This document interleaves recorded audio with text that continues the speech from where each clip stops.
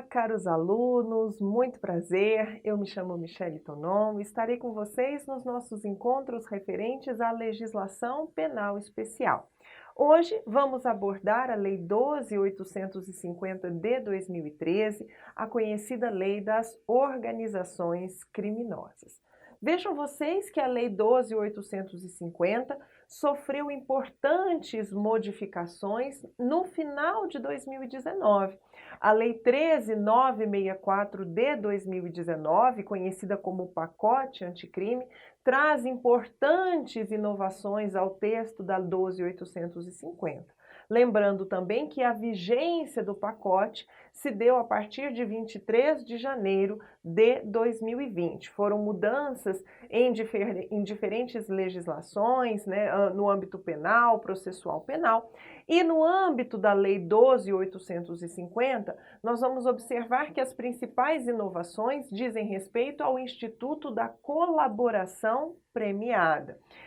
Vejam que estas modificações, algumas delas já correspondiam a entendimento jurisprudencial, outras modificações vão atender a críticas, a anseios da doutrina, que já apontava algumas falhas, algumas imprecisões e lacunas que deveriam ser supridas no texto legal para que o Instituto fosse aplicado de forma mais segura para todas as partes envolvidas. Então, vamos ter novas disposições e, num balanço destas modificações, no que tange a Lei 12.850, entendemos que foram modificações que trouxeram, sim, aspectos positivos, mais positivos do que negativos, justamente por melhor regulamentar, melhor prever como vai se dar este acordo de colaboração premiada. Então vamos lá. Lei 12.850 de 2013 será responsável por definir o que entendemos por organização criminosa, cria a figura típica, o crime organizado, no artigo 2º, vai dispor sobre a investigação criminal, os meios de obtenção de prova, as infrações correlatas e o procedimento.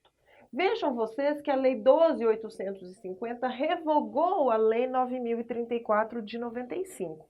Foi a primeira lei no âmbito brasileiro que buscou tratar do crime organizado, porém não conceituou o que deveríamos entender por organização criminosa, nem tipificou qualquer conduta. Temos como antecedente histórico da Lei 12.850 a Convenção de Palermo, no âmbito internacional, e que foi ratificada no Brasil pelo Decreto 5.015 de 2004. A Convenção de Palermo traz uma conceituação do que entendemos por organização criminosa, porém não tipificou condutas. Na Lei 12.694 de 2012, tivemos um conceito semelhante ao da Convenção de Palermo e, finalmente, só então, com a Lei 12.850 de 2013, vamos ter um marco definitivo quanto às organizações criminosas, no sentido de passar a prever no Brasil o conceito do que se entende por organização criminosa, bem como traz a tipificação da conduta. Vejam que o artigo 1º, parágrafo 1º, vai trazer que considera-se organização criminosa a associação de 4 ou mais pessoas estruturalmente ordenada e caracterizada pela divisão de tarefas, ainda que informalmente, com o objetivo de obter direta ou indiretamente vantagem de qualquer natureza, mediante a prática de infrações penais cujas penas máximas sejam superiores a 4 anos ou que sejam de caráter transnacional. Então vejam que este conceito tem uma série de peculiaridades, mas que nós vamos trabalhar todas estas peculiaridades e vocês vão com certeza absorver e entender o que significa cada uma destas características da organização criminosa. Neste slide eu trago de forma bem resumida um quadro comparativo dos antecedentes históricos mais relevantes da Lei 12.850. a Convenção de Palermo e a Lei 12.694 de 2012.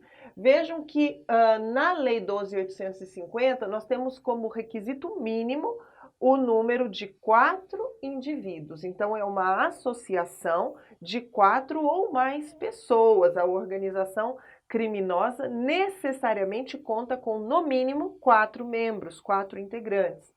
Nos antecedentes históricos, nós vamos ter um quantitativo menor de pessoas e muitas vezes é feita esta confusão na prova de concurso, é feita essa troca, até mesmo porque lá no âmbito do Código Penal, vocês devem se recordar, a figura do artigo 288 da associação criminosa prevê este quantitativo de 3 ou mais pessoas, um número mínimo de 3 pessoas.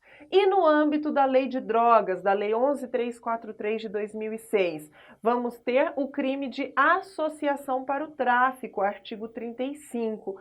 Neste crime, que é uma forma especial de associação criminosa, o quantitativo mínimo de indivíduos é de 2.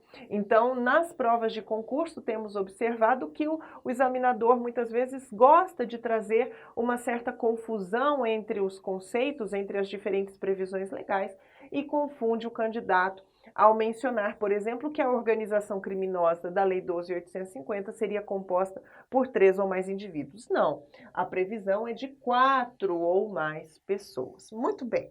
Pessoal, vamos então analisar os requisitos para a organização criminosa. O primeiro requisito ficou bastante claro, são 4 pessoas no mínimo. Para este número mínimo, eu posso computar inimputáveis, sejam menores de 18 anos, sejam inimputáveis por outras causas biológicas, pelo critério biopsicológico.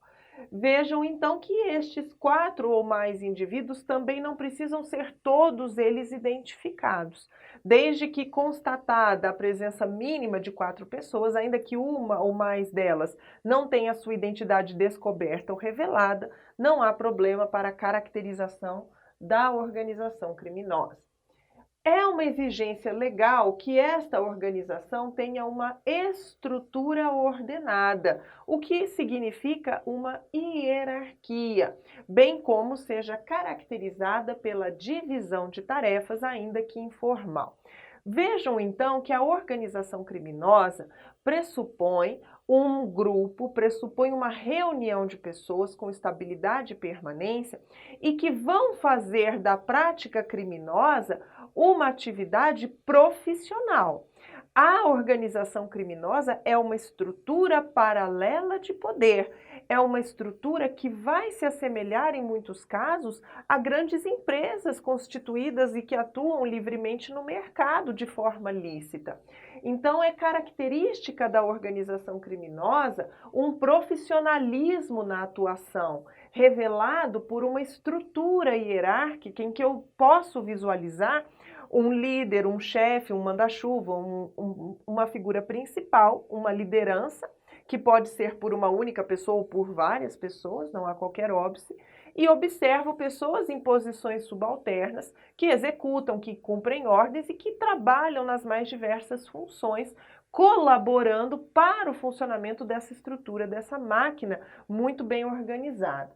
Há uma divisão de tarefas entre os seus membros, sem dúvida nenhuma, para o funcionamento destas estruturas ilícitas, é preciso que haja divisão de tarefas. Lógico que essa divisão de tarefas não precisa estar em nenhum tipo de estatuto, em nenhum tipo de regramento consolidado ou escrito.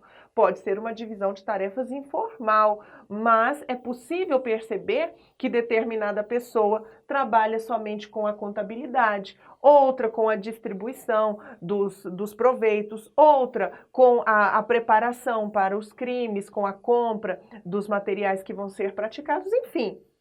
É possível, sim, se observar toda esta divisão e essa estruturação, esta organização.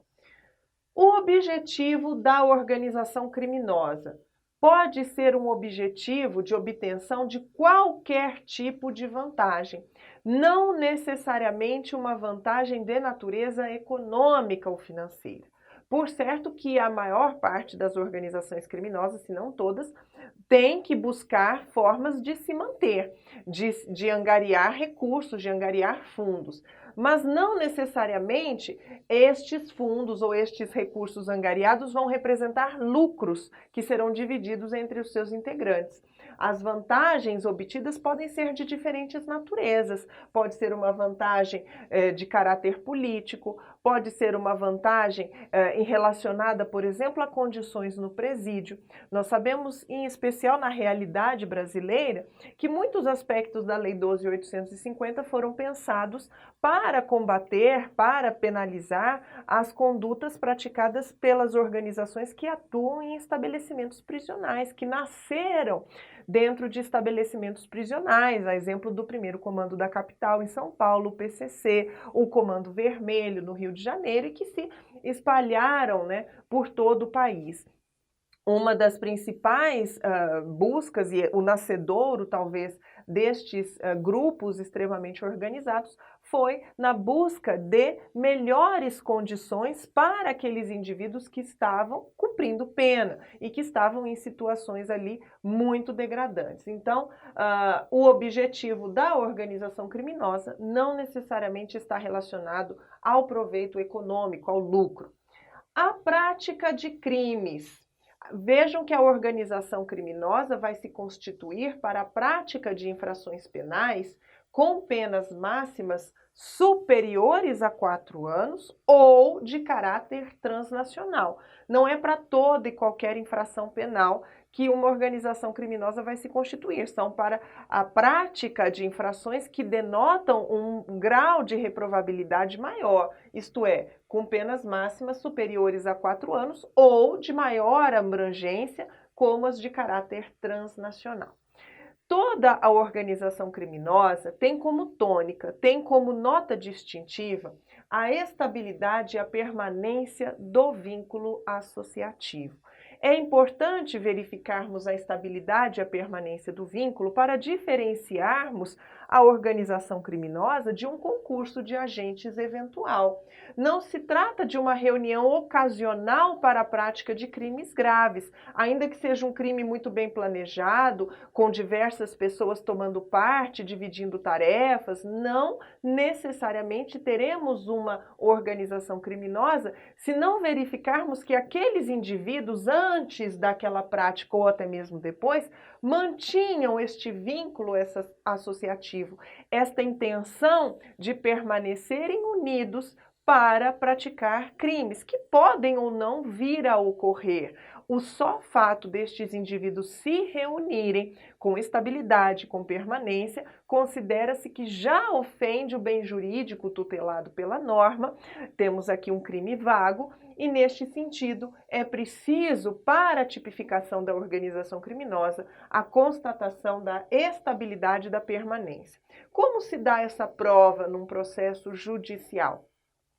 Como regra, são feitas investigações bastante minuciosas, de longo prazo, que vão contar com interceptação das comunicações telefônicas, com a realização de campanas, com a infiltração de agentes, e aí nós vamos ver na nossa aula ainda de hoje os meios de obtenção de prova especiais que são previstos justamente com o fim de desvendar estas práticas criminosas que são marcadas pela sofisticação. São práticas criminosas que saem do lugar comum, que vão envolver uma hierarquia, uma estrutura, pessoas altamente capacitadas. Então, é preciso que a lei preveja em minúcias como se dará também a investigação destas infrações, destas organizações criminosas. Por fim, pessoal, uma classificação costumeira em concursos, aparece demais em provas, é um crime de concurso necessário. O que é um crime de concurso necessário? É aquele crime que necessariamente eu vou ter um quantitativo mínimo de pessoas para a tipificação legal. Na hipótese, um crime que somente se tipifica com a reunião, com estabilidade e permanência de no mínimo 4 pessoas. Vejam, Lei 13.964 de 2019, o pacote anticrime, traz no parágrafo único uma previsão importantíssima, e aqui eu estou me referindo à Lei 8.072 de 90, Lei dos Crimes Hediondos. Consideram-se também hediondos, tentados ou consumados. Inciso 5º, Lei 8.072, modificada pelo pacote anticrime. Passa a ser considerada hedionda o crime de organização criminosa quando direcionado à prática de crime hediondo ou equiparado. Atenção, antes não tínhamos essa previsão quanto à hediondez da organização criminosa. Atualmente, o crime, a organização criminosa que se constitua para a prática de crimes hediondos equiparados, por exemplo, vamos ter pedofilia, os crimes lá que envolvam exploração sexual de crianças. Neste caso, esta organização criminosa constituída para a prática de crimes hediondos ou equiparados será também considerada hedionda. Então, o pacote anticrime modificou substancialmente o rol dos crimes hediondos, Lei 8.072. É preciso que você esteja também atento a estas modificações legislativas. Extensão da aplicabilidade da lei. Pessoal, o parágrafo 2º do artigo 1º da 12.850 vai nos trazer a possibilidade de aplicação da lei das organizações criminosas a crimes não cometidos por uma organização criminosa. Veja que interessante. Isto porque, conforme já ressaltamos, as organizações criminosas, como regra geral, se constituem para a prática de crimes de caráter transnacional, de crimes com um grau de reprovabilidade de gravidade muito elevados.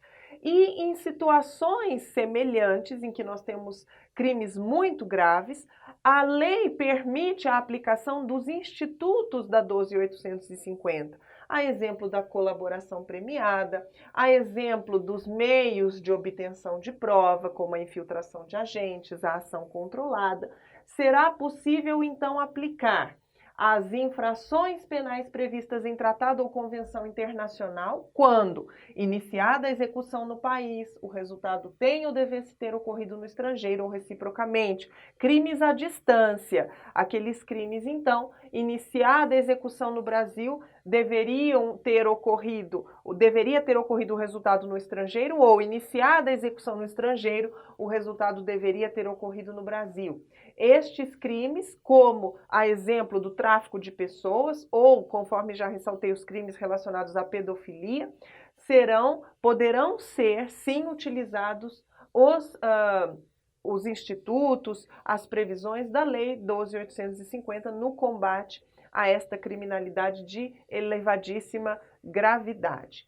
E as organizações terroristas, também podemos aplicar a 12.850 para os crimes praticados pelas organizações terroristas, que são aquelas voltadas para a prática de atos de terrorismo legalmente definidos, e aí eu estarei falando da Lei 13.260 de 2016. Então, resumo, a Lei 12.850 também se aplica a crimes não praticados por uma organização criminosa, conforme as previsões do parágrafo 2º. As infrações penais previstas em tratado em convenção internacional, quando, iniciada a execução no país, o resultado tem ou devesse ter ocorrido no estrangeiro ou reciprocamente, e também as organizações terroristas. Artigo 2º da Lei 12.850, sem dúvida nenhuma, um dos principais dispositivos, aquela pergunta de prova clássica, é a conduta típica. O que constitui o crime de organização criminosa? Promover, constituir, financiar ou integrar, pessoalmente ou mediante interposta pessoa, organização criminosa. Então, nós temos aqui um tipo misto alternativo de conduta múltipla ou conteúdo variado. Eu posso praticar o crime por meio dos seguintes verbos: promover, constituir, financiar ou integrar, seja pessoalmente ou por interposta pessoa. Notem que a prática de mais de um destes verbos no mesmo contexto fático enseja crime único. Esta é a característica básica dos tipos mistos alternativos. Pena, reclusão de 3 a 8 anos e multa, sem prejuízo das penas correspondentes às demais infrações penais praticadas. Vejam vocês, então, que eu estou falando do crime de constituir, financiar, integrar ou promover a organização criminosa. Esta é uma figura típica, sem prejuízo dos crimes que esta organização criminosa vem a cometer. São os crimes praticados por extensão. Então, nesta hipótese aqui, pessoal, além do indivíduo incorrer no artigo 2º da 12.850, se houve de fato pela organização criminosa a prática de crime ou crimes, vamos somar as penas serão somadas pelo sistema do cúmulo ou da acumulação material. Então está expresso aqui no preceito secundário do artigo 2º que não há prejuízo da aplicação das penas correspondentes às demais infrações penais praticadas. Vejam também que aqui no tipo penal nós vamos ter a presença da interposta pessoa. O indivíduo tanto pessoalmente pode promover, constituir, financiar ou integrar, como por meio de um laranja, um testa de ferro. Ou seja, o indivíduo não aparece. Ele promove, ele constitui, ele integra a organização criminosa, mas ele se vale de uma camuflagem, ele se vale de um subterfúgio, de uma terceira pessoa para encobrir a sua real participação naquela organização criminosa. O laranja é frequentemente uma pessoa física, mas nada impede que seja também uma pessoa jurídica, uma empresa fantasma. O artigo 2º, ao tipificar a organização criminosa, o crime, passou, portanto, a prever uma nova modalidade de tipo penal e, nesse sentido, é uma novatio legis incriminadora, uma novatio legis impejus, de maneira que eu somente posso tipificar as condutas praticadas após a vigência que ocorreu em 19 de setembro de 2013. Anteriormente a 19 de setembro de 2013, não poderíamos ter a tipificação nos moldes da 12.850.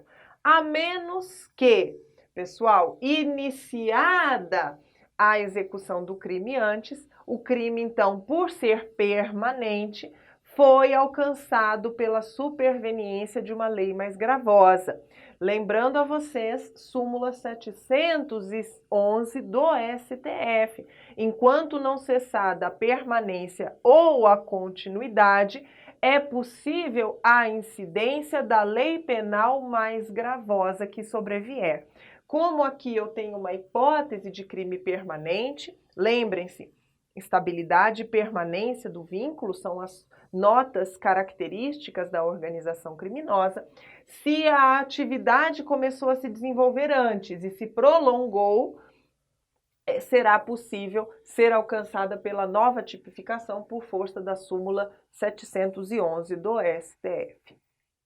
Muito bem, pessoal. Ainda a propósito do artigo 2º caput, que traz a tipificação do crime de organização criminosa, a doutrina, e aqui eu estou me referindo em especial ao professor Renato Brasileiro de Lima, vai nos trazer que o crime organizado por natureza refere-se à punição de per si do crime de organização criminosa do artigo 2º caput da Lei 12.850.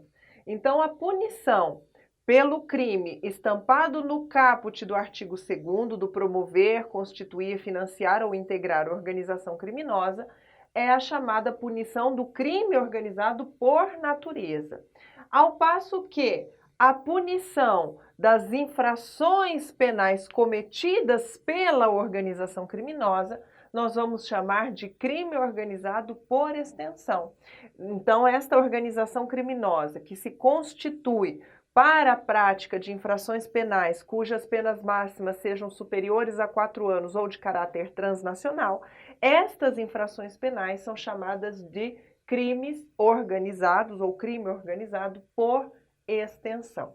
Vejam vocês que estes conceitos a doutrina também vai utilizar no caso da associação criminosa do 35 da Lei de Drogas e 288 do Código Penal, a associação criminosa do Código Penal e a associação para o tráfico. Nós podemos falar tanto do crime organizado por natureza como do crime organizado por extensão.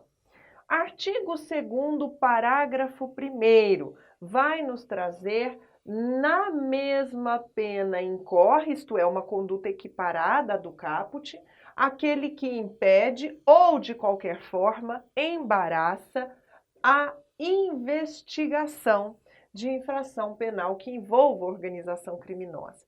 Então, embora este indivíduo não constitua, não integre, não financie, não participe de nenhuma forma da organização criminosa, mas ele se dispôs, ele se propõe a embaraçar a persecução penal referente à organização criminosa, vai incorrer nas mesmas penas do artigo 2º caput. É uma forma equiparada de se punir aquele indivíduo, então, que de qualquer forma obsta, interrompe, faz cessar, complica ou dificulta a atuação das autoridades de persecução penal. É também aqui um tipo misto alternativo, já que eu tenho aquele indivíduo que, de qualquer forma, impede ou embaraça. Nutti, professor Guilherme de Souza Nutti, já defendia que embaraçar o processo judicial também se encontra no tipo penal, se encaixa a conduta. Então vejam que o tipo utiliza o termo investigação de infração penal. Foi levantada a seguinte tese: o tipo restringe-se apenas à fase pré-processual, ao inquérito policial, à investigação pré-processual. A partir do momento que há instauração da ação penal em juízo, não seria mais possível a aplicação do artigo 2º, parágrafo 1º, já que o tipo deve ser interpretado de forma estrita ou restrita, e somente fala da investigação. Muito bem, então o professor Nutti, já antes mesmo do pronunciamento do STJ, que tivemos o ano passado, dizia que se tratava de uma hipótese de interpretação extensiva, em que a lei disse menos do que deveria, já que se o menos é punido, isto é, embaraçar a investigação é punido, com muito mais razão, embaraçar o processo judicial deve ser também punido. Este entendimento foi abraçado pelo STJ recentemente, no ano de 2019, inclusive noticiado o julgamento no informativo 650, em que se interpreta a expressão investigação de infração penal no sentido de persecução penal. Isto porque os atos investigatórios não se restringem à fase policial ou pré-processual. Se estende esta apuração, esta investigação, por toda a persecução criminal, seja no inquérito, seja na ação penal já deflagrada após o recebimento da denúncia. Então, o STJ vai nos dizer que o tipo penal previsto pelo artigo 2º, parágrafo 1º da Lei 12.850 define conduta delituosa que abrange o inquérito policial e também a ação penal. Então, com este julgado do STJ, temos aí um parâmetro bastante objetivo para a cobrança nas provas de concurso. Se antes este tema não aparecia muito nas provas pela divergência doutrinária, agora o norte da resposta, sem dúvida nenhuma, é o entendimento do STJ. Muito bem, pessoal. Parágrafo 2º do artigo 2º traz causa de aumento de pena de até a metade se na atuação da organização criminosa houver o emprego de arma de fogo. Considera-se que este emprego de arma de fogo no contexto da organização criminosa possa ser provado por testemunhas ou por elementos diversos. Não é preciso que haja efetiva apreensão e perícia destas armas de fogo. Este dispositivo está especialmente voltado às organizações que atuam nos estabelecimentos prisionais, enfim. Vejam que parcela da doutrina vai nos trazer que, se o indivíduo integra a organização criminosa e também está na posse ou com o porte da arma de fogo, em desacordo com a determinação legal, vai receber o aumento de pena de até a metade, nos moldes da previsão aqui do parágrafo 2º, artigo 2º. Então, ele incorre no caput e na causa de aumento de pena do parágrafo 2º, e não responderá pelo crime autônomo do Estatuto do Desarmamento. Isto em homenagem ao princípio da especialidade e à vedação do bis in idem. Em outros diplomas legislativos, nós temos previsões semelhantes. Por exemplo, no caso da lei de drogas, quando há participação de criança ou adolescente no tráfico, aplica-se a majorante presente lá no artigo 40 da lei 11.343 e não aplicamos o 244B do ECA, corrupção de menores, já que haveria inegável bis in idem, uma dupla punição pela mesma circunstância. O raciocínio aqui, então, é o mesmo. Outro aspecto importante quanto à dosimetria da pena está lá no parágrafo 3º do artigo 2º, que prevê um agravamento para aquele que exerce o comando da organização criminosa, seja este comando exercido de maneira individual ou coletiva, ainda que neste comando não sejam praticados pessoalmente atos de execução. O que nós identificamos de forma muito clara nesta previsão do parágrafo 3º do artigo 2º? A adoção, a aplicação da teoria do domínio do fato para identificar quem é o autor da ação criminosa. Vejam que o indivíduo não pratica pessoalmente atos de execução, mas ele exerce a liderança, ele exerce o comando, ele tem o controle finalístico do iter criminis. Ele diz quando começa a prática criminosa, quando cessa, quais as circunstâncias em que se vai dar o delito. Esta é a chamada teoria do domínio do fato para identificar o autor e diferenciá-lo do partícipe, por exemplo.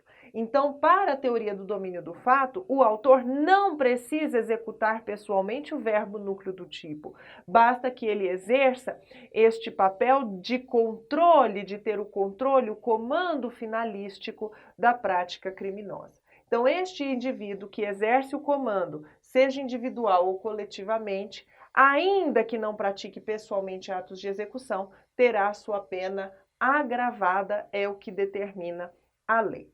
Muito bem, parágrafo 4º do artigo 2º, estamos falando também de aplicação da pena, vamos ter causa de aumento ou majorante de 1/6 a 2/3, se há participação de criança ou adolescente. Já comentamos isto, nesta hipótese não haverá o crime autônomo de corrupção de menores do 244B do ECA, o indivíduo responde pelo artigo 2º caput com a causa de aumento de pena do parágrafo 4º e o magistrado vai dosar de 1/6 a 2/3 a causa de aumento. Também há majorante, há incremento da pena na terceira fase da dosimetria.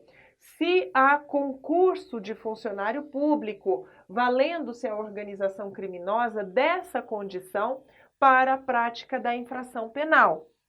Então, temos um funcionário público participando, mas ele se vale da sua condição de funcionário público para praticar a infração penal. A organização criminosa se vale destas facilidades, destes privilégios ou de um acesso diferenciado que este funcionário público tenha para praticar os crimes. Se o produto ou proveito da infração destina-se no todo ou em parte ao exterior, também aplicaremos majorante. Se a organização criminosa mantém conexões com outras organizações criminosas independentes. Esta é uma situação que envolve, então, aquelas uniões ou parcerias momentâneas entre organizações criminosas, por exemplo, para diminuir o poderio ou para eliminar uma terceira ou quarta organização criminosa. Nesta hipótese, em que se mantém conexões, se faz parcerias, como nós observamos nas facções que atuam em presídios, vai haver também uma majorante, a incidência da causa de aumento de pena na terceira fase. E, por fim, é majorante se as circunstâncias do fato evidenciarem a transnacionalidade da organização.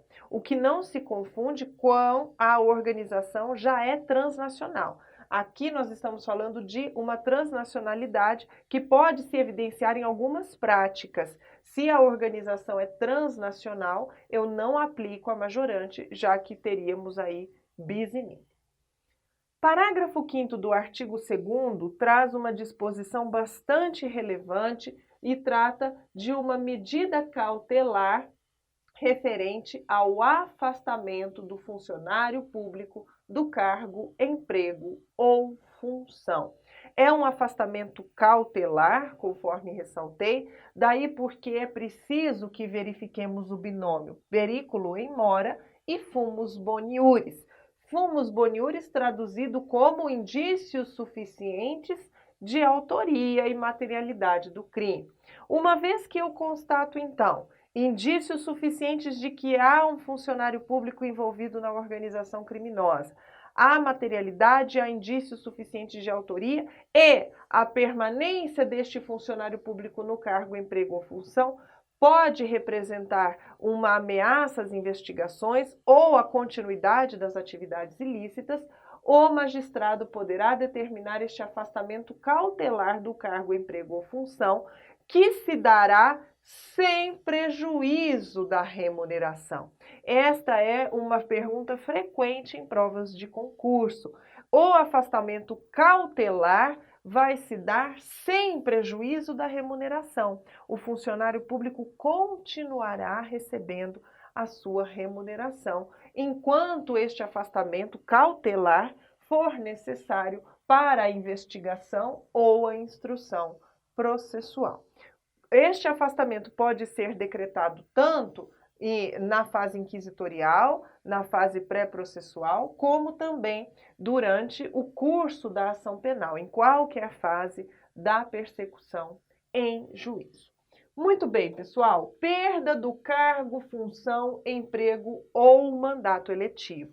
Vamos agora tratar do parágrafo 6º do artigo 2º, que estabelece que a condenação com trânsito em julgado acarretará ao funcionário público a perda do cargo, função, emprego ou mandato eletivo e a interdição para o exercício de função ou cargo público em sentido amplo pelo prazo de 8 anos subsequentes ao cumprimento da pena. Vejam que eu tenho claramente uma previsão de efeito extrapenal da sentença condenatória definitiva. Pressuposto, trânsito em julgado, sentença definitiva, não mais passível de reforma. Uma vez que esta condenação transitou em julgado, o funcionário público que integrou, constituiu, financiou a organização criminosa perderá o cargo, função ou emprego, bem como ficará interditado para exercer cargo ou função pública em sentido amplo pelo prazo de 8 anos subsequentes ao término do cumprimento da pena ou da extinção da punibilidade. Então, atenção a este prazo de 8 anos subsequentes, isto é, contados a partir do cumprimento da pena, da extinção da punibilidade. Diferentemente do que prevê o Código Penal no artigo 92, a Lei 12.850 repete o espírito da Lei de Tortura e vai afirmar que esta perda do cargo, função ou emprego se dá de forma automática. O magistrado não precisa fundamentar, motivar concretamente. Dispensa-se a motivação. A motivação será parágrafo 6º do artigo 2º da Lei 12.850, ponto. Não é preciso que o magistrado acrescente nenhuma outra razão de decidir para decretar a perda do cargo, função ou emprego e interditar aquele indivíduo para o exercício de emprego ou função pública pelo prazo de 8 anos subsequentes ao cumprimento da pena. E no que tange ao mandato eletivo? Pessoal, o mandato eletivo tem peculiaridades. Nós vivemos num regime democrático, os representantes são eleitos pelo voto popular, de maneira que a discussão que surge: seria possível ao Poder Judiciário decretar a perda do mandato eletivo, considerando que aquele indivíduo foi eleito soberanamente pelo povo para ocupar aquele cargo? Então, dentro desta discussão de uma possível invasão das esferas de poder, o STF tem decisões nos dois sentidos, tanto no sentido de que esta seria uma questão interna corporis do Congresso Nacional, ou seja, a última palavra quanto à perda do mandato eletivo deve se dar pelos pares, por aqueles indivíduos que também foram eleitos pelo voto popular, e, em sentido contrário, temos julgados mais recentes, inclusive na Ação Penal 470, ou Ação Penal do Mensalão, em que o STF decide que a última palavra sobre a perda do mandato eletivo é do Poder Judiciário, que não haveria violação à tripartição de poderes. Então é importante que conheçam esta divergência, constatada dentro da jurisprudência do STF, e no caso emblemático, paradigmático, no julgamento do Mensalão da Ação Penal 470, decidiu-se que a última palavra sobre a perda do mandato é do Poder Judiciário. Bom, pessoal, vou tratar agora de algumas questões pontuais que eu observei caírem com frequência nas provas de concurso, para que vocês prestem especial atenção e jamais esqueçam. A caracterização, a tipificação da conduta do artigo 2º caput depende da consumação de delitos antecedentes? Não depende. O crime de organização criminosa, de per si, é formal, de consumação antecipado ou resultado cortado, de forma que a associação dos indivíduos de 4 ou mais pessoas para a prática dos crimes, das infrações penais com penas máximas superiores a 4 anos ou de caráter transnacional, pondo em risco já de forma presumida a paz pública, nós temos um crime consumado, havendo estabilidade e permanência neste vínculo, crime consumado. A consumação, portanto, independe da prática anterior ou posterior de delitos ou de crimes para os quais esta organização se reuniu, se constituiu. Há aí, então, uma punição de per si da conduta de se reunir estável e permanentemente para estes fins. Aqui, então, pessoal, a hipótese é de crime formal, resultado cortado ou de consumação antecipada. Além dessa característica de crime formal, é crime de perigo abstrato, é crime permanente e é crime vago, cometido contra a coletividade, punindo-se o simples fato, que não é tão simples assim, em verdade, de se integrar ao grupo, de financiar, de constituir o grupo. Esta conduta já é punida de forma autônoma, conforme estudamos. Temos tentativa do crime do artigo 2º caput, a tentativa de organização criminosa? Não. A figura é incompatível com o conatus. Ou eu constato a estabilidade e permanência do vínculo, e aí eu já tenho um crime consumado, ou eu tenho um indiferente penal. Vejam, estabelecida, reconhecida a estabilidade e a permanência no agrupamento, o delito está consumado. Caso não constatada a estabilidade e a permanência, o fato é atípico. O crime pode ser praticado ou cometido por pessoa jurídica? E a resposta é não, somente por pessoas físicas. Esta, aliás, é a nossa situação quanto à responsabilização penal. Como regra geral, a responsabilização penal é da pessoa física, da pessoa humana. Somente há uma exceção prevista no nosso ordenamento, que é a punição da pessoa jurídica pela prática de crimes ambientais. Única exceção, crimes ambientais podem ser praticados por pessoas jurídicas. Quanto ao mais, organização criminosa, não poderemos ter a pessoa jurídica como um sujeito ativo, como agente praticando o crime. Vejam vocês que isto não impede, é claro, que uma pessoa física se valha de uma pessoa jurídica para praticar o crime, aí a situação é diferente. Vimos que, inclusive, isto é possível para mascarar os reais atos de execução do crime, os verdadeiros comandantes ou mandantes, enfim. Este é, sem dúvida nenhuma, um subterfúgio, muitas vezes sofisticado. O indivíduo se camufla numa pessoa jurídica. Ele vai se utilizar desta interposta pessoa para a prática de crimes, mas quem será punido vai ser a pessoa física que se valeu deste subterfúgio, desta estratégia. Os 4 ou mais indivíduos, o quantitativo mínimo, precisam ser todos maiores de idade. Já ressaltamos isto algumas vezes, não precisam ser imputáveis todos eles, basta que um deles ao menos seja imputável.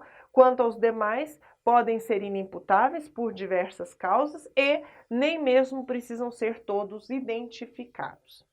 Exige-se a efetiva obtenção de vantagem de natureza econômica? Ressalto uma vez mais, pessoal, não, a vantagem pode ser de qualquer natureza, patrimonial direta ou indireta ou sem caráter patrimonial. Existe a forma culposa do crime? Não, somente praticado a título doloso. É tipo misto alternativo? Já vimos que sim, de maneira que o indivíduo praticando a organização criminosa de per si responde pelo caput sem prejuízo das infrações penais que ele vier a praticar no contexto da organização criminosa, situação em que vamos fixar, dosar a pena pelo sistema da acumulação material ou concurso material de crimes, isto é, o somatório das penas individualmente. Claro que estes crimes devem entrar na esfera de conhecimento destes integrantes da organização criminosa. Se não entrou na esfera de conhecimento, não podemos abraçar ou abarcar a responsabilização penal objetiva. Muito bem, pessoal. Parágrafo 8º do artigo 2º representa inovação trazida pelo pacote anticrime, Lei 13.964 de 2019, com vigência a partir de 23 de janeiro de 2020. Parágrafo 8º traz: as lideranças de organizações criminosas armadas ou que tenham armas à disposição deverão iniciar o cumprimento da pena em estabelecimentos penais de segurança máxima. Vejam, uma previsão, portanto, voltada já à execução penal. Estamos aqui com os olhos voltados para as facções que atuam nos presídios. Estes líderes destas organizações, que muitas vezes exercem este papel de liderança, de comando, que enviam determinações dentro dos estabelecimentos prisionais, há indivíduos que fora dos estabelecimentos prisionais estão armados ou que têm armas de grosso calibre à disposição. Estes indivíduos que exercem este papel de liderança, muitas vezes de dentro do estabelecimento prisional, devem iniciar o cumprimento de pena, quando condenados, em estabelecimento de segurança máxima. Qual é o objetivo? Evitar ao máximo, prevendo-se a execução da pena, ao menos o início da execução da pena, num estabelecimento prisional com a segurança reforçada, evitar este contato com o mundo exterior e, claro, funcionar como um exemplo aqui, o direito penal simbólico. E no parágrafo 9º, o condenado expressamente em sentença por integrar organização criminosa ou crime praticado por meio de organização criminosa, aqui a organização criminosa por extensão, não poderá progredir de regime de cumprimento de pena ou obter livramento condicional ou outros benefícios prisionais se houver elementos probatórios que indiquem a manutenção do vínculo associativo. Aqui nós vamos ter, então, um acréscimo de um requisito para a progressão de regime e obtenção de outros benefícios no âmbito da execução penal, condicionada à comprovação de que este indivíduo não mais mantém vínculos associativos com a organização criminosa.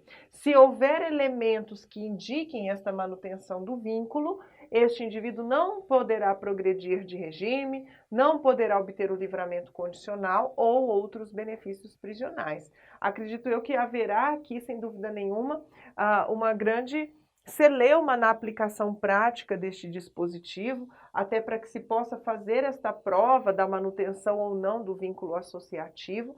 Creio que deverá ser uma prova muito bem documentada, muito robusta, para se evitar, então, que alguns indivíduos aí cumpram pena de forma por prazo indeterminado, sem gozar dos benefícios do nosso sistema progressivo de execução penal. Então, vai ser preciso aí bastante cautela, bastante parcimônia e também muita atenção na aplicação deste dispositivo para não se violar também outras garantias constitucionais, como a individualização da pena, o direito ao sistema progressivo, né, de reinserção social, enfim.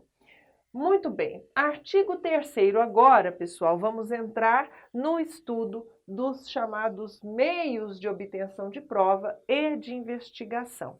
A criminalidade organizada praticada por estes indivíduos que se reúnem de forma muito estruturada, de forma muito complexa, requer igualmente meios mais sofisticados de investigação e de obtenção de provas. Não é comum que tenhamos esta criminalidade no dia a dia das delegacias, com a inteligência policial que nós dispomos para a investigação de crimes corriqueiros contra o patrimônio, não se mostram suficientes estas técnicas de investigação ou de produção de provas para investigar, para apurar e para possibilitar a punição de crimes praticados por sofisticadas organizações. De maneira que vamos ter, então, no artigo 3º, um rol de meios especiais de obtenção de prova que, claro, vão ser aplicados, vão ser utilizados sem prejuízo dos outros meios ordinários e já previstos tanto no CPP quanto na legislação esparsa. Em qualquer fase da persecução penal, serão permitidos, além dos já previstos em lei, os seguintes meios de obtenção da prova: colaboração premiada, captação ambiental de sinais eletromagnéticos, ópticos ou acústicos, ação controlada, acesso a registros de ligações telefônicas e telemáticas, dados cadastrais constantes de bancos de dados públicos ou privados, informações eleitorais ou comerciais. Interceptação das comunicações telefônicas e telemáticas, nos termos da legislação específica. Afastamento dos sigilos financeiro, bancário, fiscal, também nos termos da lei. Infiltração por policiais em atividades de investigação, na forma do artigo 11. Vamos ver que esta infiltração tanto poderá ser pessoal, física, quanto, a partir do pacote anticrime, uma infiltração virtual nos moldes que o ECA já tinha previsto. Cooperação entre instituições e órgãos federais, distritais, estaduais e municipais na busca de provas e informações de interesse da investigação ou da instrução criminal. Então vejam vocês que nós temos todos estes meios de obtenção de prova, de especial destaque a ação controlada e a infiltração por agentes de polícia. Vamos tratar inicialmente da colaboração premiada, também aqui um meio especial de obtenção de prova, previsto na Lei 12.850 e não só. Nós vamos ter possibilidade de colaboração premiada lá no âmbito do Código Penal, por exemplo, no crime de extorsão mediante sequestro, temos uma previsão específica daquele indivíduo que tomou parte no crime de extorsão mediante sequestro, como coautor ou como partícipe. E este indivíduo, então, fornecendo às autoridades informações relevantes que permitam o resgate da vítima do refém com a integridade física preservada, fará jus a uma causa de diminuição de pena. É uma modalidade, sem dúvida nenhuma, de colaboração premiada. Nós precisamos, de uma vez por todas, afastar a ideia de que colaboração premiada é sinônimo de delação premiada. Apesar da delação ser a forma mais comum de colaboração, isto é, o delatar, o chamar o corréu, o apontar os outros indivíduos que tomam parte na ação criminosa, seja uma das formas mais frequentes de colaboração, não é a única. Com efeito, nós temos outras formas de colaboração no processo criminal, quais sejam a colaboração preventiva, isto é, o indivíduo vai fornecer informações que vão permitir o desbaratamento de uma ação criminosa que iria acontecer. Evita-se novas práticas de crimes pela organização. É a chamada colaboração preventiva. Temos também a colaboração para localização de ativos, em especial para aquelas atuações transnacionais, lavagem de dinheiro, em que o capital sai do país, é expatriado. Nós vamos ter aí a possibilidade do indivíduo colaborar para trazer, repatriar estes capitais e, neste caso, vamos ter a chamada colaboração para localização de ativos. E a colaboração para libertação. Já exemplifiquei para vocês a extorsão mediante sequestro, clara hipótese de uma forma de colaboração que vai contribuir para o resgate da vítima com a integridade física preservada. Quais são os requisitos que a lei prevê para a colaboração? Vamos ver que os requisitos inicialmente previstos na Lei 12.850 eram dois: a voluntariedade e a efetividade. Vamos ver que a Lei 12.850, alterada pelo pacote anticrime, vai acrescentar mais requisitos. Vamos estudar daqui a pouquinho. Mas, por enquanto, fiquem com esta ideia. A colaboração deve ser voluntária e efetiva. Lembrando que voluntariedade em direito penal não se confunde com espontaneidade. Não é preciso que a ideia de colaborar surja na mente do indivíduo colaborador. Não é preciso que dele parta a iniciativa. Ele pode ser sugerido por alguém para colaborar.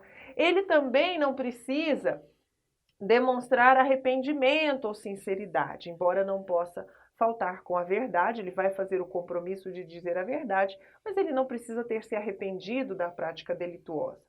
A voluntariedade significa tão só o agir livre de coação física ou moral. Não tem ninguém forçando, obrigando, coagindo ele a colaborar. Esta é a voluntariedade. E a efetividade está relacionada a trazer informações de fato valiosas, que tenham repercussões práticas importantes no processo penal.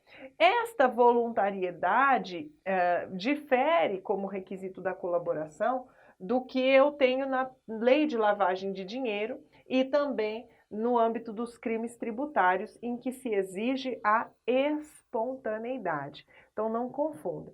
Lei 12.850 se contenta com a voluntariedade. Muito bem, pessoal. Então, conforme eu já ressaltei, é preciso, de uma vez por todas, acabar com a equivocada conceituação da colaboração premiada como sinônimo de delação de comparsas formulada pelo colaborador, visto que a benesse ou as benesses da colaboração podem ser igualmente conquistadas com outras atitudes que revelem, por exemplo, a estrutura hierárquica e a divisão de tarefas da organização criminosa. Se o indivíduo revela o modo de agir, o modus operandi, como aquela organização se estrutura, vai estar colaborando também. Quando o indivíduo ajuda a prevenir as infrações decorrentes das atividades da organização, quando se recupera total ou parcialmente produtos de ilícitos praticados pela organização criminosa e por aí vai. Muito bem, pessoal, alguns apontamentos de cunho doutrinário que podem aparecer na sua prova. A lei de organização criminosa, quando trata do acordo de colaboração premiada, dá ao Instituto o caráter de justiça negociada, também chamada de conformidade no processo penal.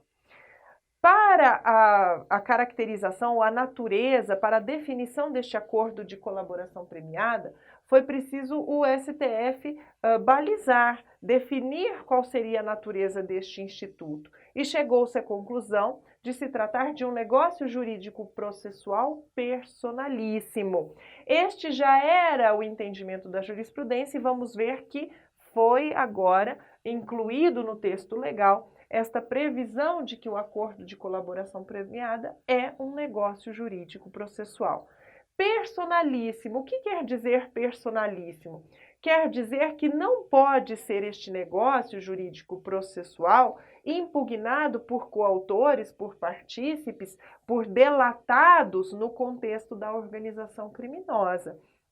Os delatados, aqueles indivíduos a quem são imputados crimes, enfim, ou participação na organização criminosa, exercerão o contraditório e a ampla defesa posteriormente no processo penal que for instaurado com base ou a partir das declarações do colaborador. Mas no âmbito do acordo de colaboração, o delatado não poderá se imiscuir, não poderá lá apresentar sua defesa para dizer não, eu não participei, não eu pratiquei, não, eu não atuo nesta organização criminosa. Não é possível diante deste caráter de negócio jurídico processual personalíssimo. O delatado vai exercer o contraditório, a ampla defesa, nos termos da Constituição, no processo que for contra ele instaurado oportunamente. Única exceção que nós vamos ter quanto a esta impossibilidade de intromissão do delatado no acordo está relacionada às regras relativas à prerrogativa de foro. Então, aquela autoridade que tem foro por prerrogativa de função, exemplo, um governador de estado que tem a prerrogativa no STJ, vai ser, por certo, investigado pelo Ministério Público no âmbito federal, pela PGR. Este governador de estado, se é delatado no âmbito de uma colaboração que está sendo feita ali na primeira instância entre delegado, promotor de justiça, enfim, a partir do momento que surge o nome do governador que tem prerrogativa de foro neste acordo feito em primeira instância, a competência vai se deslocar imediatamente para o foro por prerrogativa de função. E este acordo de colaboração, então, passará a ser será conduzido pela autoridade que oficia perante o tribunal. Então, se é o STJ, o acordo vai tramitar, então, vai ser celebrado no âmbito da PGR. Esta é a única exceção quando, então, nós poderemos ter uma certa intromissão do delatado neste negócio jurídico processual personalíssimo, para reivindicar ou para estabelecer o foro por prerrogativa de função. A doutrina também nos diz que o acordo de colaboração premiada está relacionado ao chamado direito penal premial, inspirado nos institutos do direito anglo-saxão, chamado plea bargaining, e ainda na legislação premial italiana, muito famosa, muito conhecida, contra o crime organizado, a máfia italiana, sem dúvida nenhuma, os primeiros registros de criminalidade organizada vão se dar no âmbito da máfia italiana, da máfia japonesa, chinesa, e para combater esta máfia que cresceu com uma estrutura ali semelhante a uma família, laços de fidelidade, de lealdade muito forte entre os seus membros e seus integrantes, inicialmente para praticar crimes como contrabando, como extorsão e posteriormente já se infiltrando nas instituições, comprando votos, manipulando eleições, enfim. O combate ao crime organizado italiano é também fonte de inspiração da Lei 12.850. Vejam, pessoal, parágrafo 14 do artigo 4º traz que nos depoimentos que prestar, o colaborador renunciará ao direito ao silêncio e estará sujeito ao compromisso legal de dizer a verdade. Esta renúncia ao direito ao silêncio e este compromisso de que somente falará a verdade deverão ser feitos após os devidos esclarecimentos, por óbvio, na presença do advogado ou do defensor. Muito bem, então, conforme eu ressaltei, a colaboração premiada foi substancialmente modificada pela Lei 13.964. Tivemos a introdução do parágrafo, ou melhor, do artigo 3º-A, que traz a seguinte previsão. O acordo de colaboração premiada é negócio jurídico processual e meio de obtenção de prova que pressupõe utilidade e interesses públicos. conforme acabei de ressaltar com vocês, passa a constar expressamente no texto da lei o entendimento que já vinha consagrado tanto na doutrina quanto na jurisprudência. É um negócio jurídico, é meio de obtenção de prova e que pressupõe uma utilidade, um interesse público, não pode ser celebrado somente na conveniência e nos interesses do delator ou do colaborador. Artigo 3º-B. O recebimento da proposta para formalização de acordo de colaboração demarca o início das negociações e constitui também marco de confidencialidade, configurando violação de sigilo e quebra da confiança e da boa-fé a divulgação de tais tratativas iniciais ou de documento que as formalize, até o levantamento do sigilo por decisão judicial. Aqui, então, eu estou no âmbito das negociações, das tratativas iniciais, da formulação da proposta de colaboração. Eu estou aqui não no âmbito judicial, eu estou tratando entre Ministério Público e delator, colaborador e seu advogado ou autoridade policial, investigado, colaborador e advogado, ou Ministério Público, polícia, enfim. Eu estou neste âmbito ainda. E foi necessário a lei prever, embora já fosse praxes, já fosse comum na prática, que exista um termo ou um marco de confidencialidade. Não poderão as autoridades divulgar qualquer um destes dados iniciais da tratativa ou da proposta, em especial aos meios de comunicação de massa, sob pena de se frustrar totalmente a eficácia deste acordo ou até mesmo se retirar por completo a boa-fé, a credibilidade do acordo e haver uma quebra de confiança na relação entre as partes. Havendo essas divulgações precipitadas, por óbvio que nenhuma das partes vai se comportar a partir daí da mesma maneira. Então, esta quebra da boa-fé, que pode repercutir na eficácia do acordo e até na celebração do acordo, foi necessário prever no texto de lei, então, a necessidade de se fixar um marco de confidencialidade já no início das tratativas com o recebimento da proposta para a formalização do acordo.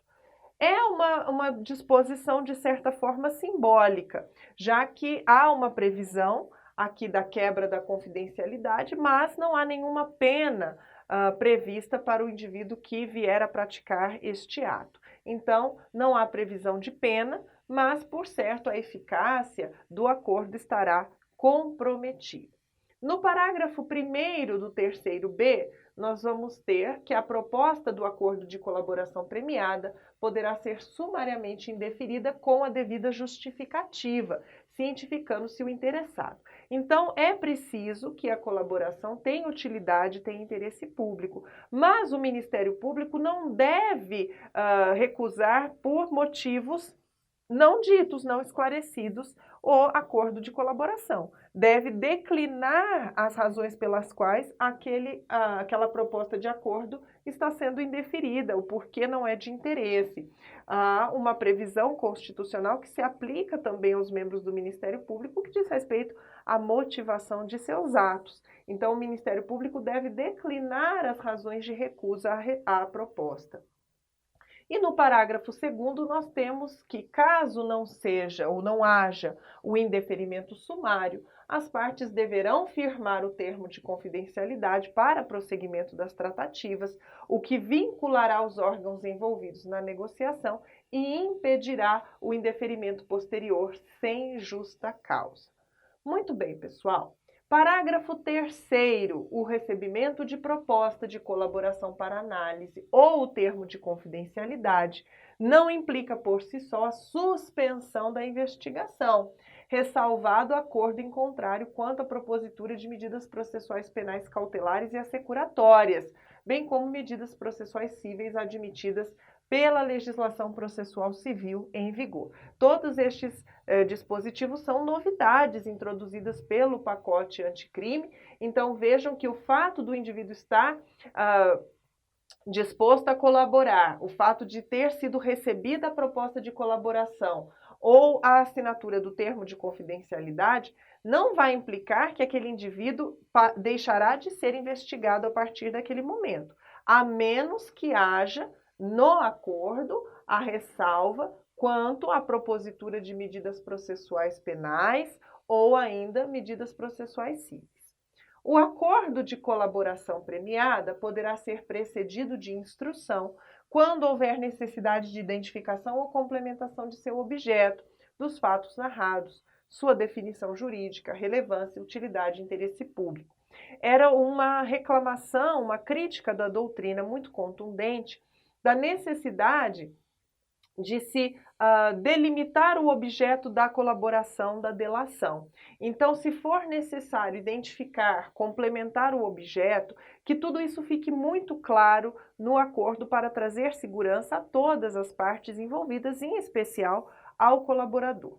Os termos de recebimento de proposta de colaboração e de confidencialidade serão elaborados pelo celebrante. Então, o celebrante aqui é o Ministério Público ou a autoridade policial, e assinados por ele, pelo colaborador e pelo advogado ou defensor público com poderes específicos. Então, sempre o colaborador deverá estar acompanhado da defesa técnica por advogado constituído ou defensor público com poderes específicos. Parágrafo 6º. Na hipótese de não ser celebrado o acordo por iniciativa do celebrante, então o Ministério Público ou a autoridade policial não celebram o acordo. Não poderá se valer de nenhuma das informações ou provas apresentadas pelo colaborador de boa-fé para qualquer outra finalidade. Não poderá, então, agir com esta torpeza, né? Adotar este comportamento contraditório, mostrar-se inicialmente receptivo a receber informações, a coletar estes dados, o colaborador começa a falar, contribui, e então, depois de já obter algumas informações que reputa essenciais, o Ministério Público ou a autoridade policial desistem da celebração do acordo. Não poderão, nesta hipótese, utilizar destes dados, destas provas apresentadas de boa-fé pelo colaborador para nenhuma outra finalidade.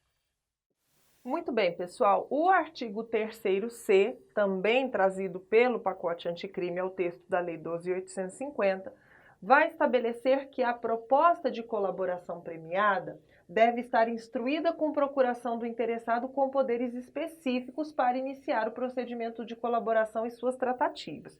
Então, se o indivíduo, por exemplo, está preso e pretende, então, que um representante seu, um procurador seu, inicie o procedimento de colaboração e suas tratativas, deverá apresentar uma procuração com poderes específicos para estas finalidades. Ou ainda, esta proposta deverá ser firmada pessoalmente pela parte que pretende colaborar, acompanhada do advogado ou defensor público. Nenhuma tratativa sobre a colaboração deve ser realizada sem a presença do advogado constituído ou defensor público, considerando as repercussões penais e processuais penais que qualquer declaração que seja dada como confissão, por exemplo, possa. Então, é preciso que este indivíduo que vai colaborar esteja muito ciente das repercussões dos seus relatos, das informações que passa a apresentar, bem como de eventuais benesses que ele possa receber ou não receber. Em caso de conflito de interesses ou de colaborador hipossuficiente, deverá haver a solicitação de presença de outro advogado ou a participação de um defensor público. Havendo mais de um colaborador ou havendo conflito de interesses entre o colaborador e o seu advogado, é necessário, então, que haja a presença do defensor ou de um outro advogado.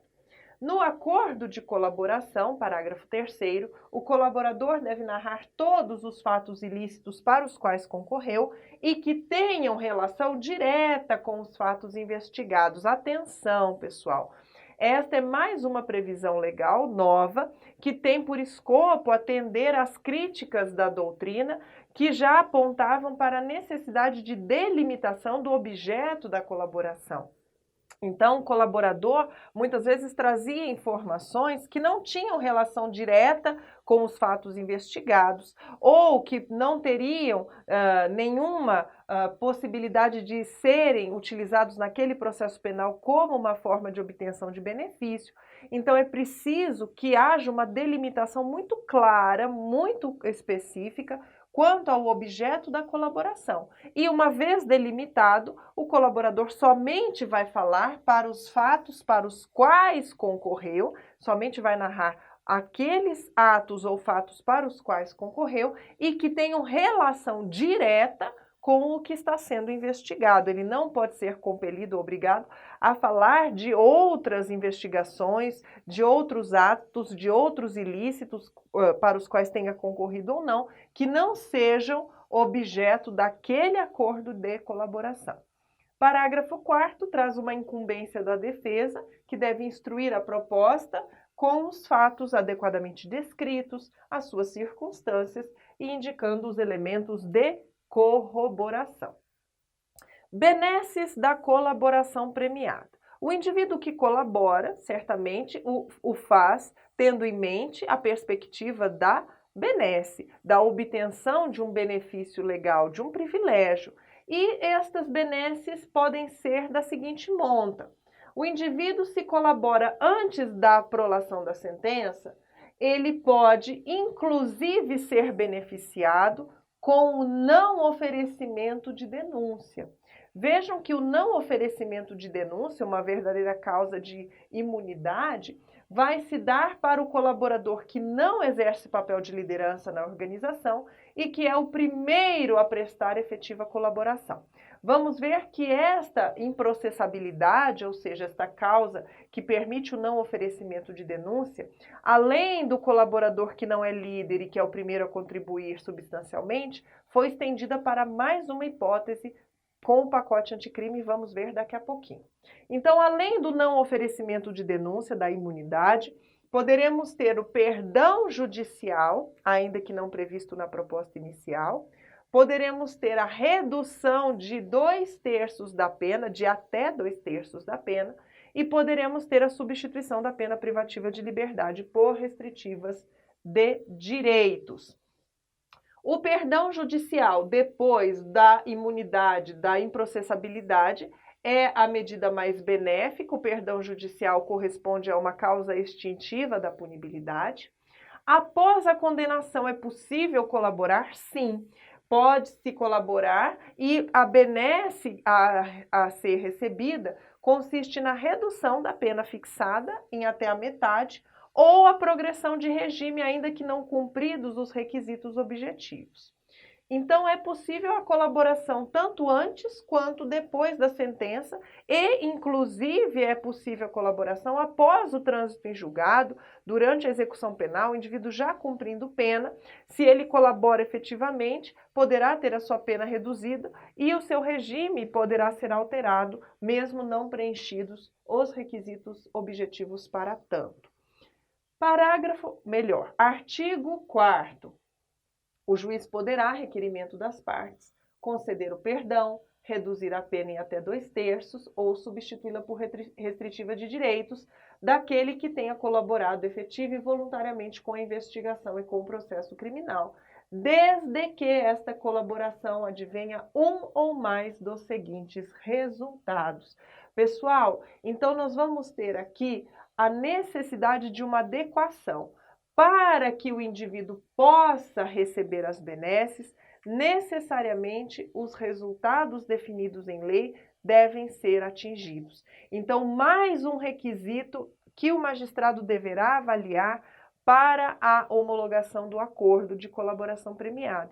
Ele não vai analisar somente a legalidade, a voluntariedade e a efetividade. Ele deve verificar se os resultados previstos em lei, um deles foi devidamente atingido.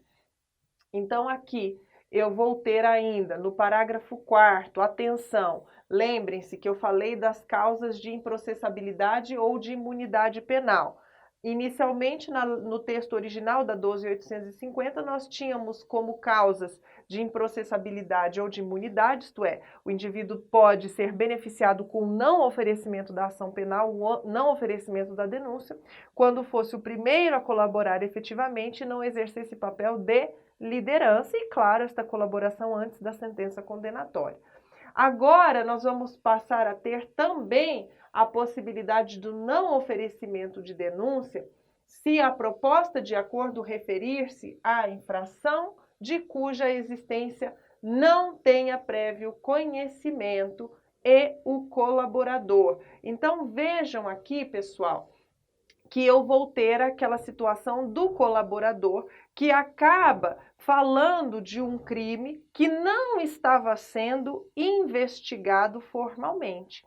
Em relação a esta colaboração que ele faz, em que ele, sem ter a certeza plena, ele confessa, ele admite uma prática delituosa que sequer era conhecida das autoridades, que não estava sendo formalmente investigada, se ele está colaborando, ele poderá não ser denunciado por este crime que ele relata e que não era o objeto da colaboração.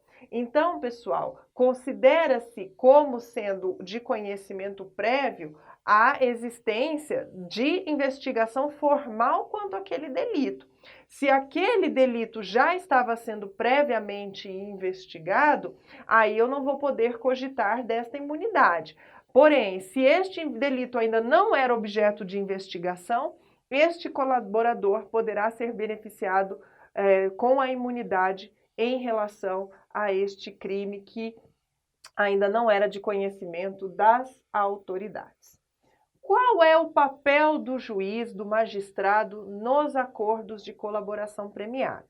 Ressaltei com vocês que o juiz não participa das tratativas, da proposta, das discussões sobre os termos do acordo. Ele não vai assinar o acordo. O magistrado vai homologar ou não o acordo já celebrado, já elaborado. As negociações ocorrem sempre entre delegado, investigado e defensor, com a manifestação do Ministério Público nesta hipótese, ou ainda no âmbito do Ministério Público com o investigado ou acusado e o seu defensor. O parágrafo 7º do artigo 4º foi também alterado pela Lei 13.964 e dispõe que, realizado o acordo na forma do parágrafo 6º, serão remetidos ao juiz para análise o respectivo termo do acordo, as declarações do colaborador, cópia da investigação, devendo o juiz ouvir sigilosamente o colaborador, acompanhado de seu defensor, oportunidade em que analisará os seguintes aspectos na homologação. Então vejam que agora o magistrado deve ouvir o colaborador sigilosamente, isto é, não estará presente a outra parte celebrante do acordo, para que sejam verificados os seguintes aspectos antes da homologação. A regularidade e a legalidade, já conversamos sobre elas. A adequação dos benefícios pactuados àqueles previstos no caput e nos parágrafos 4º e 5º deste artigo, sendo nulas as cláusulas que violem critério de definição de regime inicial de cumprimento de pena, do artigo 33 do Código Penal, e as regras de cada um dos regimes previstos no Código Penal e na Lei de Execução Penal, e também os requisitos de progressão não abrangidos pelo parágrafo 5º. O que quer dizer este inciso aqui, um tanto quanto longo e talvez truncado para compreender? Significa, pessoal, de forma bem clara e direta, que o negociado não pode prevalecer sobre o legislado. Então, no acordo não poderá haver uma previsão, por exemplo, no sentido de que o colaborador cumprirá tantos X tempo de pena no regime tal, ou ou progredirá de regime com a tal fração cumprida. Não.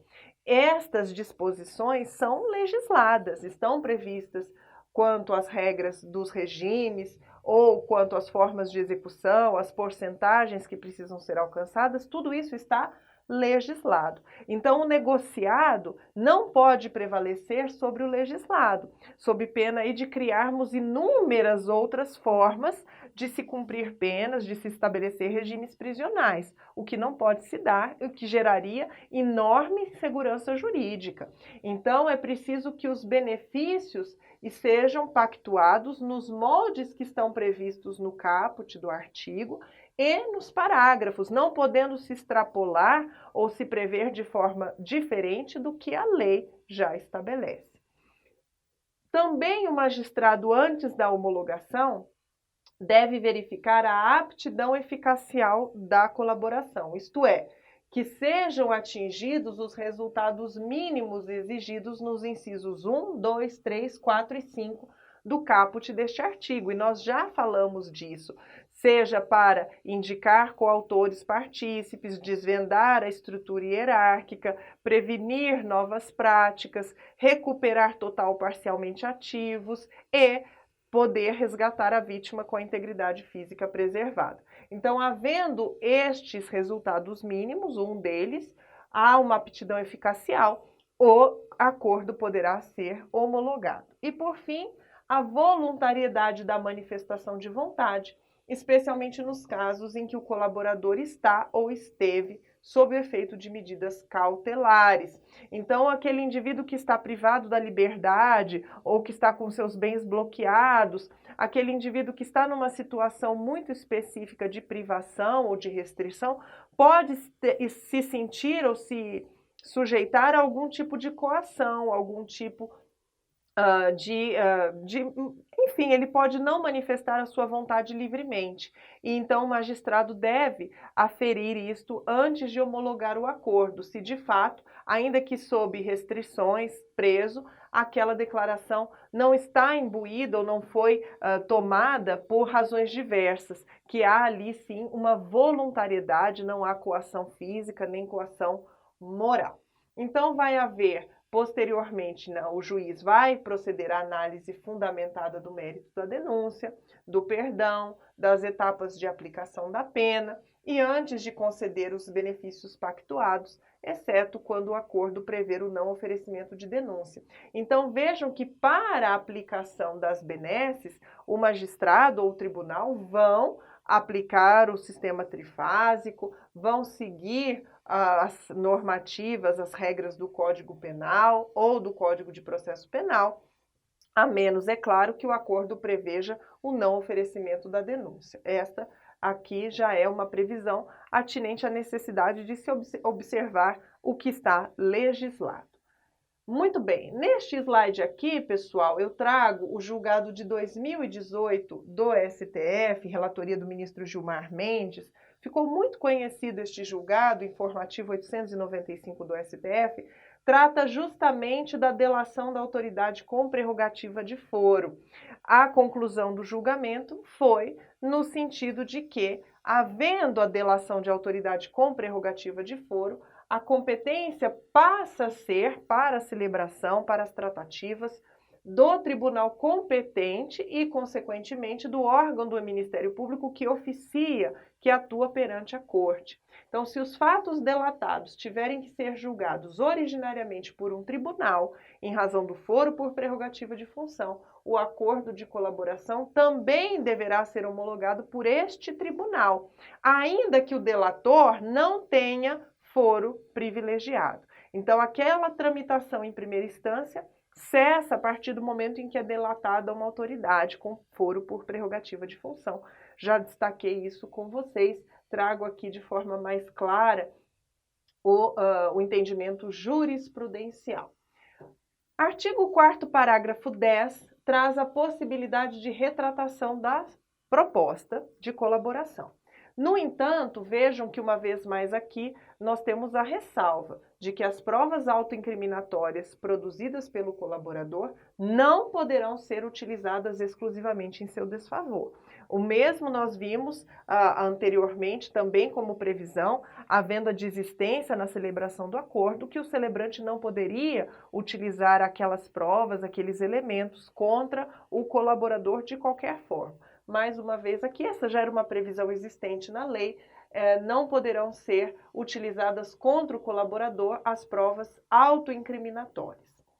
Vejam que esta possibilidade de retratação da proposta vai ocorrer necessariamente. Uma retratação pressupõe que tenha havido uma homologação, mas antes da sentença condenatória. Então, havendo a homologação judicial, mas não havendo ainda uma sentença, será possível as partes, o MP ou o investigado, o colaborador, se retratarem da proposta. Aqui, pessoal, nós vamos ter uma certa divergência da doutrina e críticas muito fortes a esse dispositivo, no sentido de que as provas têm uma interpretação, existe uma interpretação de que essas provas não poderiam ser utilizadas contra o colaborador, já que houve a retratação da proposta, mas poderiam ser utilizadas eventualmente contra terceiros em processos outros. Vejam que aqui há críticas muito severas em relação a esta possibilidade, já que não se terá notícia ou não se terá conhecimento, no mais das vezes, dos motivos que levaram o delator a fazer aquelas declarações em relação às quais ele pode ter se retratado. Então, ao se retratar, por exemplo, se a iniciativa da retratação for do colaborador, ele poderá estar, e não precisa declinar os motivos propriamente, ele poderá estar se retratando porque algo ali não corresponde à verdade. E ao se utilizar, então, aquela declaração, aquele acordo já retratado para mover uma ação judicial contra um terceiro, poderá ensejar aí uma série de questões, de uma série de problemas. Então, esta é uma crítica bem fundamentada, ao meu ver, de que, então, não se poderiam utilizar estas provas contra o delator, contra o colaborador, nem contra, eventualmente, outras pessoas delatadas, já que houve ali uma retratação da proposta, logo não seria cabível a utilização em relação a terceiros que não tenham participado. Parágrafo 10A. Em todas as fases do processo, deve-se garantir ao réu delatado a oportunidade de manifestar-se após o decurso do prazo concedido ao réu que o delatou. Pessoal, este foi o entendimento consagrado pela jurisprudência um pouquinho antes de termos a modificação pelo pacote anticrime. É a garantia do direito ao confronto, do contraditório substancial. O indivíduo delatado vai ter a oportunidade de se manifestar sempre após o delator. Esta é uma regra básica para o contraditório substancial. E no parágrafo 6º do artigo 4º, temos que a sentença condenatória não pode se pautar exclusivamente nas declarações do agente colaborador. Valor relativo da colaboração premiada, nos mesmos moldes da relatividade conferida à confissão. Uma confissão, isoladamente, não pode ser o único elemento que vai firmar a condenação de um indivíduo. É preciso que existam outros elementos nos autos que corroborem, que deem conforto, que deem esteio àquela confissão. A colaboração, o raciocínio é muito semelhante. Uma sentença jamais poderá se pautar exclusivamente nas declarações do agente colaborador, já que há, sem dúvida nenhuma, por parte deste colaborador, um interesse na obtenção de uma benesse. Inclusive, os interesses podem ser escusos, as declarações que ele faz não necessariamente são todas verídicas, embora ele faça o compromisso de dizer a verdade. Existe um grande debate ético em torno da aceitação da colaboração premiada, até mesmo porque nós sabemos nos códigos penais informais que vigoram no mundo do crime, a delação de um comparsa ou de um crime cometido por outrem é tida como um crime gravíssimo, punido até mesmo com a morte, né? O X9, o cabrito, aquele que delata, ele é visto com péssimos olhos dentro destas normas informais que vigoram no mundo do crime. A punição, no mais das vezes, corresponde à morte. O cabrito que berra tem que morrer. Esta é uma regra que existe dentro dos presídios, enfim. Então, pessoal, há, sem dúvida nenhuma, todo um questionamento, uma preocupação ética quando há uma declaração, uma colaboração que pode estar ali imbuída de interesses escusos E esta única colaboração-declaração não pode ser utilizada para fundamentar uma sentença condenatória. É preciso que hajam outros elementos corroborando, confortando, dando lastro a estas imputações. Imprestabilidade das palavras do colaborador. Em quais hipóteses as palavras do colaborador serão tidas como imprestáveis? Já vimos, naquelas hipóteses em que há retratação, por exemplo, da proposta, não poderão ser utilizadas, e o parágrafo 16 traz uma ampliação. Nenhuma das seguintes medidas será decretada ou proferida com fundamento apenas nas declarações do colaborador. Então, não poderão as declarações do colaborador fundamentar exclusivamente a sentença condenatória e também não poderá ser decretada ou proferida somente com base em declarações do colaborador, medidas cautelares reais ou pessoais, recebimento de denúncia ou queixa e sentença condenatória. Então, nós temos aqui claramente uma preocupação com as consequências já antes da sentença condenatória das palavras do colaborador. Então, não se pode dar um valor excessivo a estas palavras, é preciso que hajam outros elementos probatórios, tanto para a decretação de medidas cautelares reais ou pessoais, quanto para o recebimento de denúncia ou queixa e, com mais razão, para a prolação da sentença condenatória. No artigo 15, ou melhor, artigo 5º, pessoal, nós temos o rol dos direitos do colaborador. Muito simples de compreender, sugiro que façam a leitura. A lei como um todo é uma lei curta, tem menos de 30 artigos. É fundamental que você leia toda ela, que você tenha um panorama geral. A leitura da lei seca, sem dúvida nenhuma, ao final desta aula, vai ficar muito mais fácil a absorção, a compreensão. Nós passamos em revisão os principais dispositivos, mas, claro, você não deverá deixar de ler toda a íntegra da lei. Muito bem, então o rol dos direitos do colaborador estão lá no artigo 5º, muito tranquilo. Vamos ver aqui preocupações relacionadas ao nome, à imagem, à participação nas audiências, à condução em viaturas, à não revelação da identidade, se não houver prévia autorização.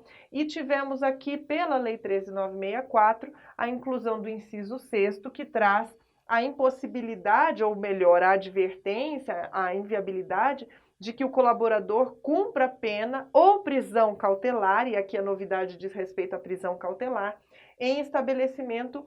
no mesmo estabelecimento penal do que os demais réus e condenados.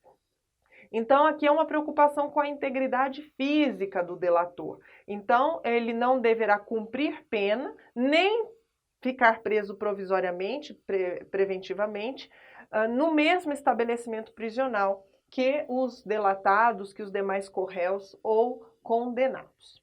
Artigo 6º vai trazer alguns requisitos formais do acordo, que deverá ser feito por escrito. A distribuição do pedido de homologação é sigilosa. O prazo para homologação judicial, por certo, um prazo impróprio de 48 horas. Há uma restrição de acesso aos autos diante do caráter sigiloso. Estará acessível apenas ao magistrado, Ministério Público, autoridade policial. O defensor, o advogado, tem amplo acesso ao que já está documentado nos autos, com exceção, é claro, às diligências ainda em andamento, conforme súmula vinculante do STF. Muito bem, pessoal, feitas as principais considerações acerca da colaboração premiada, vamos analisar a ação controlada também como um meio de obtenção de prova. Artigo 8º da Lei 12.850 prevê no retardamento. O que consiste a ação controlada? Está ligada ao retardamento da intervenção policial ou administrativa relativa a uma ação praticada por organização criminosa ou a ela vinculada, desde que mantida sob observação e acompanhamento, para que a medida legal se concretize no momento mais eficaz a formação de provas e obtenção de informações. Pessoal, Aqui nós vamos estar diante, então, de uma prática delituosa que está sendo observada, que está sendo monitorada. Eu tenho uma investigação formal em curso e as autoridades, a autoridade policial, os agentes de polícia incumbidos daquela investigação estão em constante monitoramento das atividades daquela organização criminosa ou de crime relacionado à organização criminosa para atuar, isto é, fazer a busca, fazer a prisão, no momento mais adequado. Então, vai se controlar o momento da atuação policial para quê? Para a obtenção da maior quantidade possível de provas, para se prender o maior número possível de agentes. Então, é preciso, claro, que essa medida esteja sendo muito bem pensada, muito bem calculada. Há uma constante observação e acompanhamento para que não saia de controle. E então é uma medida excepcional, por óbvio, porque já estaremos diante de uma prática delituosa em curso e que somente pode acontecer em relação a infrações praticadas pela organização criminosa ou pessoas ligadas a ela. É um pressuposto inafastável que já exista uma investigação formal instaurada. Esta organização está em constante observação e vigilância, e o objetivo da ação controlada, deste retardamento da intervenção policial ou administrativa, é amealhar mais provas, prender ou identificar o maior número possível de agentes. A medida deve ser previamente comunicada ao juízo competente, que, se o entender o caso, poderá estabelecer limites a esta ação controlada. E vai haver, por certo, a comunicação do Ministério Público. Aqui nesse contexto, pessoal, é importante recordarmos, e não vou entrar nestas definições que estão lá no processo penal e certamente estudaram, nós estamos diante dos seguintes conceitos que é preciso que vocês relembrem. A entrega controlada, vigiada, limpa, em confronto com a suja e a interdição. Também estamos falando do flagrante prorrogado, retardado, diferido, postergado. Então, é preciso que vocês se recordem destes conceitos lá no processo penal. Infiltração de agentes, mais um meio de obtenção de provas, estabelecido na Lei 12.850, no artigo 10. A infiltração de agentes de polícia em tarefas de investigação poderá se dar por meio de representação do delegado ou de requerimento do Ministério Público, nesta hipótese, quando for de requerimento do MP, com a manifestação técnica do delegado, se no curso do inquérito policial. Esta infiltração, então, uma vez requerida, será precedida de circunstanciada, motivada e sigilosa autorização judicial, que vai estabelecer os limites desta infiltração. Pessoal, esta é uma modalidade de ação encoberta por parte dos policiais. Vejam que o policial vai se comportar tal como se fosse um criminoso, um integrante da organização criminosa. Ele, com identidade falsa, por óbvio, vai se infiltrar na organização para conhecer a estrutura, a divisão de tarefas, a hierarquia interna, quem são os seus membros, os seus componentes. Notem que se trata de uma forma absolutamente excepcional de obtenção de provas. É uma atividade que envolve inúmeros riscos pessoais a este agente, que exige, então, que não haja nenhuma outra maneira de se obter aquela prova. Se a prova puder ser produzida por meios menos gravosos, menos arriscados, é óbvio que não vai se recorrer à infiltração de agentes. Exige-se, então, uma adequada fundamentação para que se verifique esta medida como uma última ratio, excepcionalíssima, marcada pela subsidiariedade. O prazo desta infiltração do agente é de até 6 meses, podendo haver renovações. A defesa vai saber da existência de um agente infiltrado, mas jamais saberá a identidade deste agente infiltrado. A defesa vai ter acesso somente aos resultados da investigação, uma vez documentados aí sim a defesa terá acesso, não terá acesso durante o andamento da investigação das diligências. Saberá que havia um agente infiltrado, mas jamais conhecerá a sua identidade. A Lei 13.964, o pacote anticrime, também promoveu uma pequena alteração aqui no âmbito da infiltração de agentes e passou a prever a possibilidade da infiltração virtual. Esta modalidade de infiltração virtual nós já tínhamos previsão lá no Estatuto da Criança e do Adolescente para o combate daquelas redes de pedófilos que atuam na Deep Web, que atuam com recursos muito sofisticados para divulgação, compartilhamento de fotos que retratem ali crianças, adolescentes em situação nítida de exploração sexual, né, de nudez, de atos pornográficos, enfim. Então, para o combate à pedofilia, foi preciso a previsão no Estatuto da Criança e do Adolescente de uma infiltração virtual de agentes de polícia para desvendar essas redes de pedófilos, para identificar estes indivíduos que, no mais das vezes, atuam com codinomes, com IPs ali camuflados, enfim, recursos muito sofisticados que envolvem uma série de conhecimentos de informática. Pois bem, esta modalidade de infiltração virtual passa a ser prevista também no âmbito das organizações criminosas.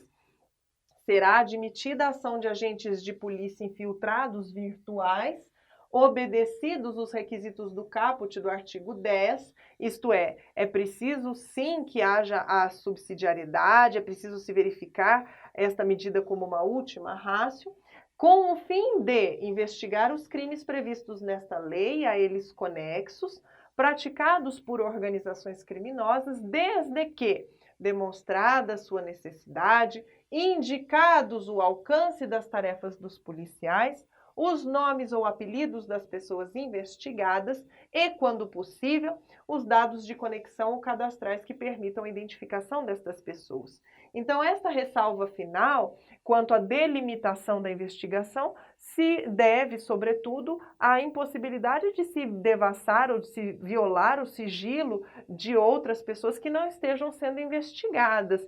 Por certo que muitas vezes em redes sociais, ou quando se acessa um determinado provedor, ou se acessa uma determinada caixa de e-mail, deve-se ter o controle para que não se invadam outras pessoas ou outros aspectos que não estão relacionados à investigação. Então, é preciso que haja uma indicação do alcance, o que os policiais devem fazer, o alcance destas atribuições, quais são os nomes ou apelidos dos investigados e os dados de conexão de cadastro que permitam a identificação destas pessoas no mundo virtual. Muito bem, pessoal, com isto nós finalizamos o estudo da Lei 12.850 de 2013.